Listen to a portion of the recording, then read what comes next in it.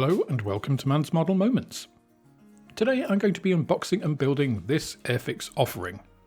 This is the Messerschmitt Bf109F and it's the latest starter set from Airfix, and, believe it or not, the very first time they've tooled the F model of the 109 in 1/72nd scale. As a starter set, it has the single option painting guide on the rear of the box, this being a simple two-colour scheme of Humbrol 91/65, meant to be RLM 70 Schwarzgrün over RLM 65 Hellblau. Of course, this is an end opening box and we can slide the contents out in one go. This yields a familiar looking folded instruction sheet, and opening that we have the decal sheet and cover and the helpful before you start sheet, supplied with starter kits.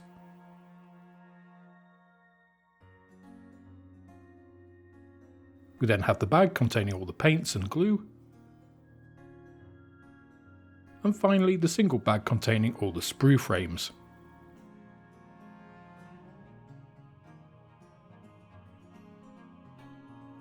The instruction sheet is unsurprisingly in standard format, with description and warnings on the front. These are carried on to the inside, as well as a small illustration of the frames and decal sheet. Construction steps then follow, clearly laid out in isometric format with the nice use of colour to indicate cemented edges. There are clear choices for any options. Here we can see those for the rear tailwheel and pilot, a definite improvement from the P51 that preceded this. Lurking within the instructions is the errant Humbrol paintbrush,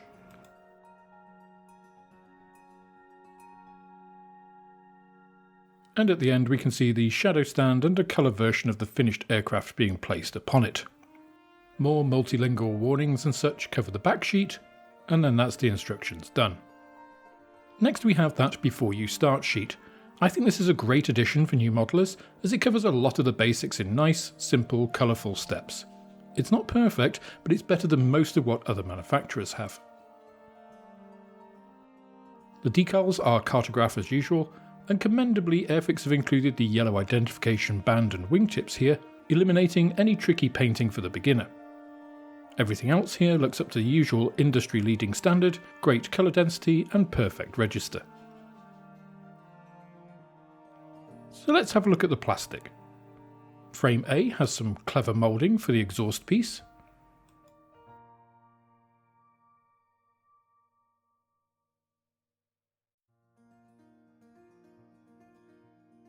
We also have the one-piece cockpit tub and the very nicely engraved fuselage halves, together with pilot and prop assembly.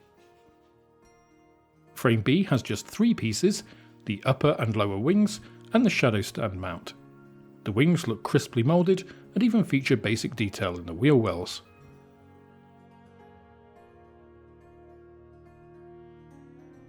Frame C has the shadow stand, horizontal stabilizers, and then the undercarriage and other final details. One of my lower radiators was missing, having come loose in the bag,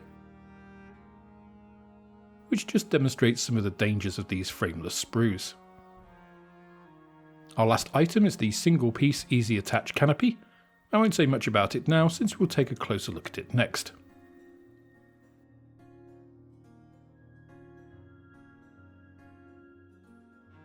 And here it is. Using my usual Swan-Morton test, you can see that this is very clear with minimal distortion, and overall it looks excellent.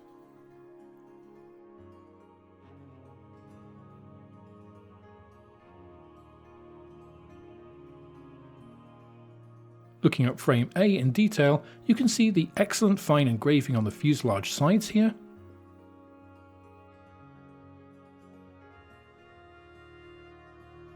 The pilot is pretty decent for 1/72nd scale here too, though he isn't very dynamic and there is no control column. The cockpit tub here is pretty simplified, though what you will see in the cramped interior of the 109 with the canopy closed will be minimal anyway.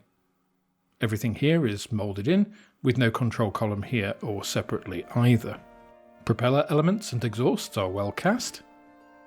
And finally, looking at the port fuselage, we also have the rudder moulded in here with more of that nice delicate panel lining.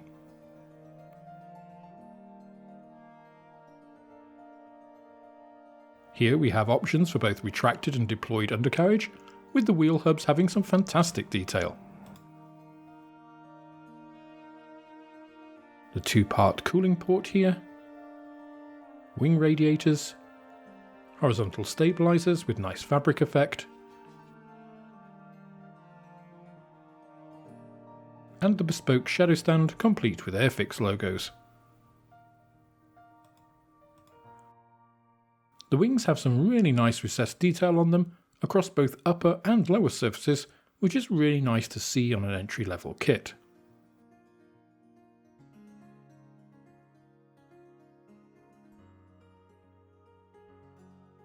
And to finish off, the shadow stand mount.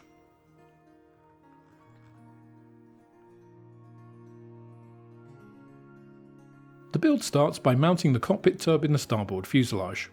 There is also no instrument panel, this being pre-formed in the fuselage halves, which I really dislike, and along with the lack of control column are the two main negatives of this kit. The tail wheel also goes in at this stage, and I chose to have it retracted.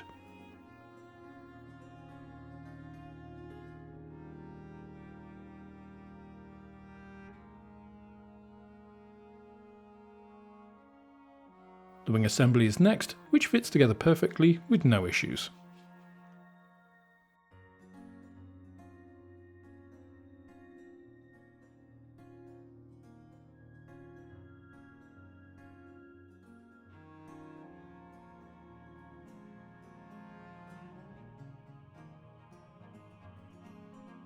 Wing radiators go on next, aligning perfectly.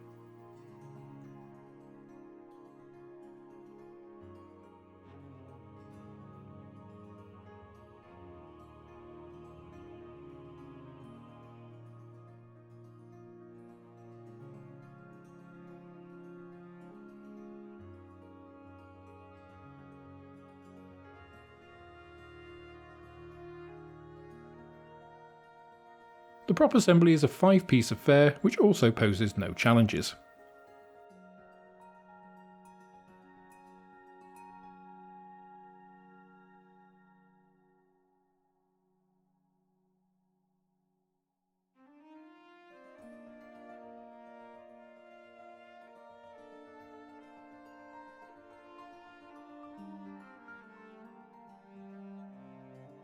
The side cowling intake is one of the fiddliest parts of this kit, and given that, I'm again uncertain why an instrument panel and control column were judged to be too much here.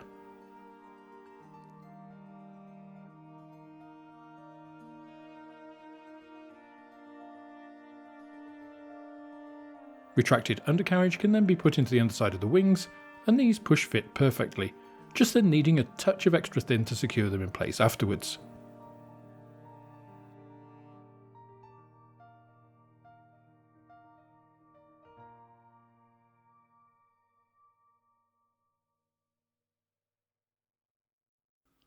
Now time for some interior painting. I decided to use the supplied starter kit paints, in this case Humbrol 31, which I diluted 1 to 3 with Man's Magic levelling thinner to spray. As you can see, they went on okay, though I don't think the colour is very representative of RLM02.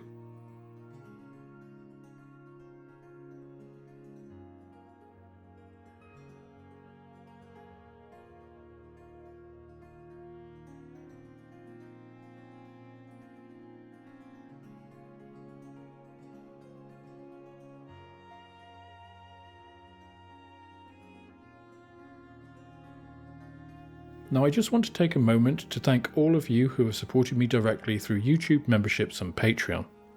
This really does keep the channel going, and without you it would be very difficult for me to be able to continue doing this. Now if you're only just seeing your name on here for the first time, it's because I update this monthly, and if I've prepared some videos ahead of time then there may still have the old list on, even if the list has been updated since then. Don't worry though, your name will get on the list and will continue to appear throughout your support. If you are considering supporting me, YouTube channel membership is by far the easiest way to do this, since Patreon is becoming a more challenging platform to engage with.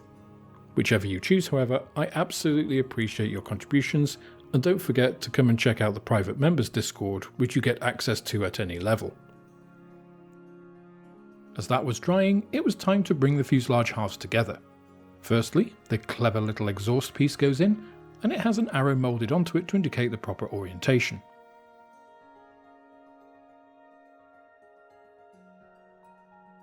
With that in, the fuselage halves close flawlessly around it and the cockpit tub, with no alignment issues and just needing more extra thin to join the halves permanently. Overall, a very impressive display of engineering here.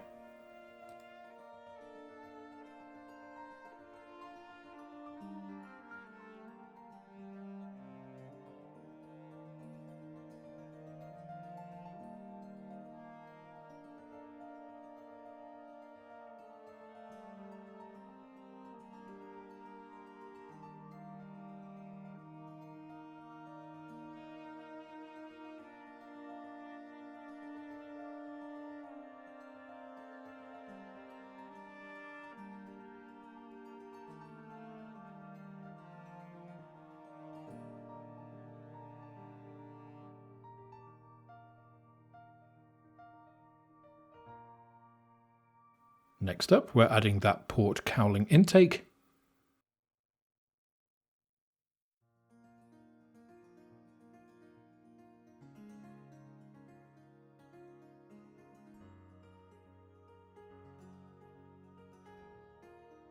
Then it's time to mate the fuselage to the wings. As you can see, this just push fits together, then just needing cement to secure it.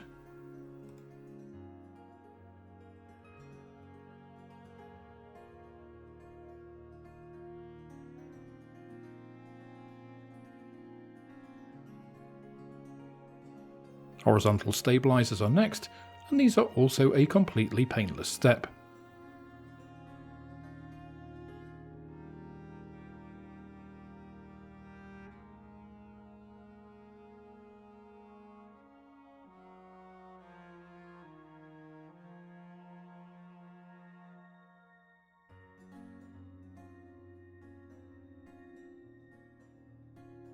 The lower cowling radiator housing can then be added,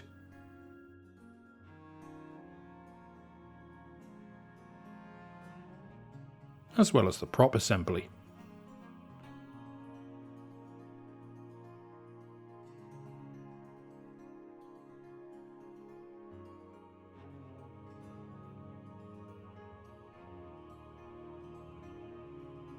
Test fitting the model on the shadow stand shows it holds the model without even needing cement.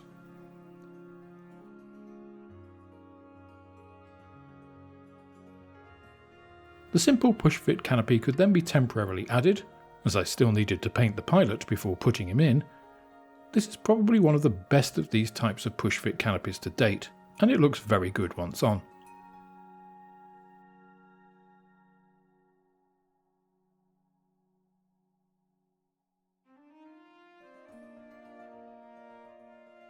The very last step is the aerial mast, which goes onto that canopy. Given how fiddly this part is, again, I'm stumped as to why the control column was omitted.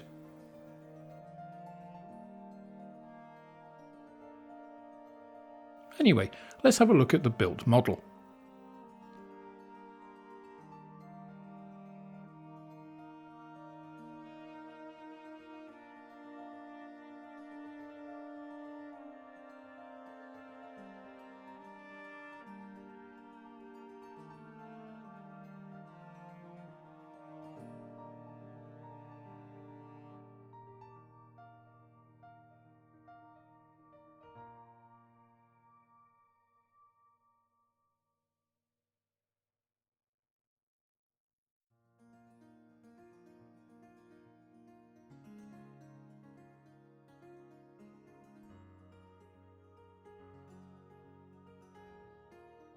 So why do I think this is almost the perfect starter? Well, to begin with, the quality of production here is fantastic. The kit is extremely easy to build, and even without any cleanup, it looks great. Secondly, the two-colour camo scheme is great for a German subject that could otherwise be daunting for a beginner. You also get options for in-flight and on-the-ground models, and Airfix have not repeated the mistake made with the recent P51D on the tail wheel. So why isn't it perfect? Well, in the same way as for the P51D, I think the removal of an instrument panel and control column is a simplification too far. There are equally or even more tricky parts in this kit, the 2-part port cowling intake and radio aerial mast, and it just takes the shine off this kit a little bit. Airfix could also have added a simple fuselage plug if you wanted to display it on the ground so you don't have a big hole in the bottom. With those 3 simple additions, I think you'd get a much wider market for this kit, as I think it deserves, as it would be a great kit for any modeler as it's bang on in terms of dimensional accuracy, and with some extras I'm sure you could make it really shine. Even with these minor detractors, however, I'd highly recommend this kit to any modeler. A beginner will be able to cut their teeth on it without issues, and to anyone else it's a nice little mojo build. For the price point, it's well worth it. That's all for this instalment of Man's Model Moments. If you enjoyed the video, please click the like button, subscribe to the channel for more like it, and share this video with others you think would also enjoy it. You can also follow me on Instagram, Twitter and Facebook, and if you're feeling generous then I also have a Patreon, which is absolutely the best way of helping me to grow the channel and produce more content like this. With that, I hope you have plenty of modelling moments of your own, and I look forward to welcoming you in the next video.